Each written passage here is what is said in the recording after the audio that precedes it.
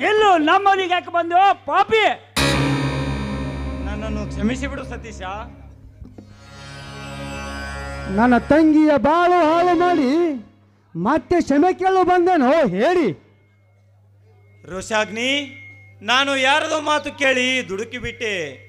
ಪವಿತ್ರ ನಿಜವಾಗಲೂ ಅವಳ ಹೆಸರಷ್ಟೇ ಪವಿತ್ರಳು. ಸತೀಶ, ನಾನು ಮೊದಲು ಪವಿತ್ರಳನ್ನು ನೋಡಬೇಕು. ಈಗ ಎಲ್ಲಿ ಅವಳು? ಅವಳ ಕಣ್ಣು ಆಪರೇಷನ್ ಆಗಿದೆ, ಒಳಗೆ ರೆಸ್ಟ್ ತೆಗೆದುಕೊಳ್ತಿದ್ದಾಳೆ. ಆಪರೇಷನ್ ಮಾಡಿದ ಡಾಕ್ಟರ್ ಯಾರು? ನಾನೇ. ಪ್ರಶಾಂತ್, ನೀನಾ? ಹೌದು, ನಾನೇ ನಿನ್ನ ಒಡ ಹುಟ್ಟಿದ ತಮ್ಮ. ಅಂದು ನೀನು ತಾಯಿ ಮಗನ ಸಂಬಂಧವನ್ನು ಕಟ್ಟಿ ಮನೆಯಿಂದ ಹೊರಗೆ ಹಾಕಿದೆಯಲ್ಲ, ಅದೇ ಡಾಕ್ಟರ್ ಪ್ರಶಾಂತ್. ಪ್ರಶಾಂತ್, ಪವಿತ್ರ ಹೇಗಿದ್ದಾಳೆ? ಚೆಕಪ್ ಮಾಡಿದೀಯಾ? ಹಾ, ಮಾಡಿದೆ.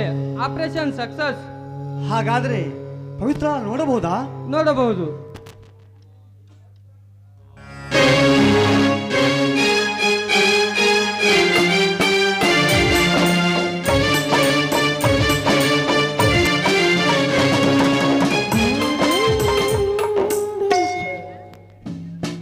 ರೋಷಾಗ್ನಿ, ಅತ್ತಿಗೆ ಕಣ್ಣು ಬಿಚ್ಚು.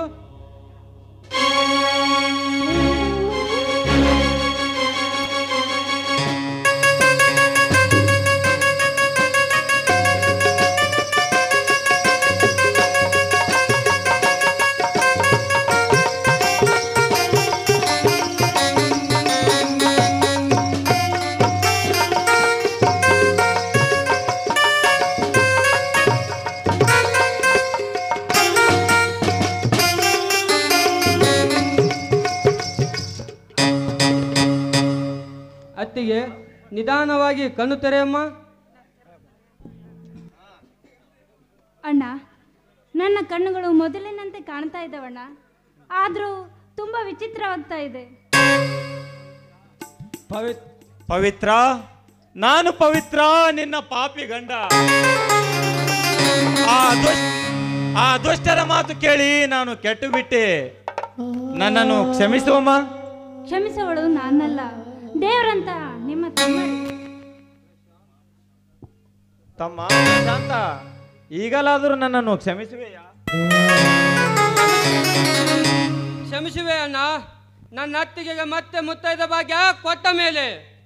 ಕೆಟ್ಟ ಮೇಲೆ ಬುದ್ಧಿ ಬಂತು ಅಂದ ಹಾಗೆ ನನಗೆ ಈಗ ಬುದ್ಧಿ ಬಂದಿದೆ. ಪವಿತ್ರಳನ್ನು ನನ್ನ ಹೆಂಡತಿ ಎಂದು ಒಪ್ಪಿದೆ ಈ ನನ್ನ ಮನ. ನನ್ನ ಹೆಂಡತಿ ಪತಿವ್ರತೆ. ಇದನ್ನೆಲ್ಲ ಸುಮಿತ್ರ ಹೇಳಿ ಸತ್ತು ಹೋದಳು. ಇಷ್ಟೆಲ್ಲ ಆಗುವುದಕ್ಕೆ ಅವಳೇ ಕಾರಣ. ಈಗಲೇ ನೀವೆಲ್ಲ ಒಪ್ಪುವುದಾದರೆ ಮತ್ತೆ ನನ್ನ ಹೆಂಡತಿಗೆ ಮುತ್ತೈದೆ ಭಾಗ್ಯ ಕೊಡುವೆ. ಅಣ್ಣ, ಅತ್ತಿಗೆ ಮುತ್ತೈದೆ ಆಗುವುದನ್ನು ನಾನು ಕಣ್ತುಂಬ ನೋಡಬೇಕಣ್ಣ.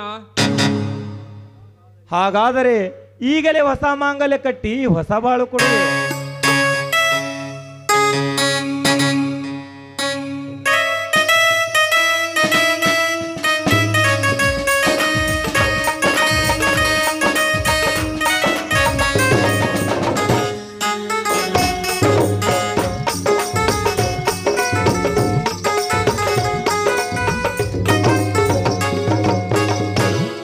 ಪವಿತ್ರ, ನಿನ್ನಂತ ಪವಿತ್ರ ಹೆಂಡತಿಯನ್ನು ಪಡೆದ ನಾನೇ ಅದೃಷ್ಟವಂತ. ನಿಮ್ಮಂಥ ಗಂಡನನ್ನು ಪಡೆದ ನಾನೇ ಭಾಗ್ಯಶಾಲಿ. ಅಣ್ಣ, ನಾನು ದೇವಸ್ಥಾನಕ್ಕೆ ಹೋಗಿ ದೀಪ ಹಚ್ಚಿ ಬರುತ್ತೇನಣ್ಣ. ತಂಗಿ, ಈಗಲೇ ಬೇಡಮ್ಮ.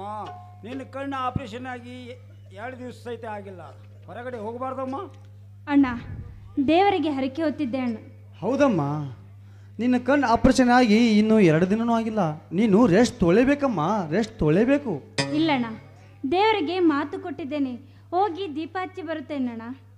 ಹೋಗಲಿ ಬಿಡು ರೋಷಾಗ್ನಿ. ಅತ್ತಿಗೆ ಮನಸ್ಸನ್ನು ಯಾಕೆ ನೋಯಿಸ್ತೀಯಾ? ಅತ್ತಿಗೆ, ಒಳಗಡೆ ಕನ್ನಡಕವಿದೆ, ಹಾಕಿಕೊಂಡು ಹೋಗಮ್ಮ. ಆಯ್ತು ಪ್ರಶಾಂತ್.